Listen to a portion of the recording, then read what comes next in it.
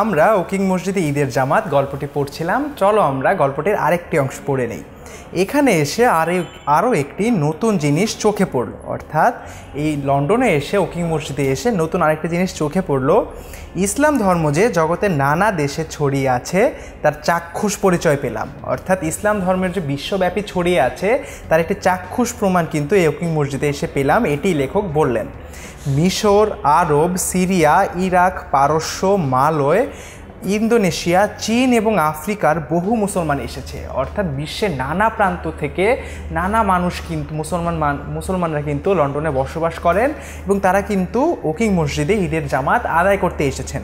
আর ভারত, পাকিস্তান ও বাংলাদেশের আমরা তো অনেকেই ছিলাম, অর্থাৎ এই উপমহাদেশের অনেক মুসলমানই ছিলাম আমরা, সেটি কিন্তু লেখক বলেছেন।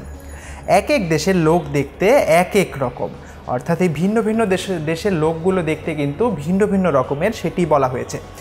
ভিন্ন ভিন্ন রকমের চেহারা ও শরীর, অথচ ঈদের নামাজ পড়তে এসে সব মুসলমান ধর্মবাঁধনে ভাই ভাই হয়ে গেছে, অর্থাৎ এক একজন দেখতে এক এক রকম, এক একজনের শরীর এক এক রকম, কিন্তু ঈদের নামাজ পড়তে এসে কিন্তু সব মুসলমান এই ধর্মের বাঁধনটুকুতেই কিন্তু ভাই ভাই হয়ে গেছে।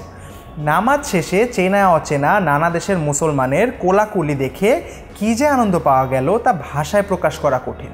অর্থাৎ ঈদের নামাজ শেষে সকল মুসলমানরা যে একে অপরের সাথে কোলাকুলি করতে লাগলেন সেটি দেখে যে, অর্থাৎ ভিন্ন ভিন্ন দেশের মুসলমানরা যে কোলাকুলি দেখে যে কত আনন্দ পাওয়া গেল সেটি ভাষায় প্রকাশ করা কঠিন, তাই কিন্তু লেখক মোহাম্মদ আব্দুল হাই দাবি করলেন তার লেখার মাধ্যমে। এ কোলাকুলি একদিকে যেমন মুসলমানে অন্যদিকে তেমনি জাতিতে জাতিতে, অর্থাৎ এই মুসলমানদের মধ্যে কোলাকুলি ঈদের জামাতের পর এটি একইভাবে যেমন মুসলমানে তেমনিভাবে কিন্তু ভিন্ন ভিন্ন জাতির মধ্যেও, অর্থাৎ জাতিতে জাতিতেও। তাহলে আমরা এখানে দেখতে পাচ্ছি যে এই কোলাকুলির মাধ্যমে শুধুমাত্র কিন্তু যে মুসলমান ভ্রাতৃত্ব বাড়ছে তাই না, এখানে কিন্তু জাতিতে জাতিতে ভ্রাতৃত্ব বাড়ছে।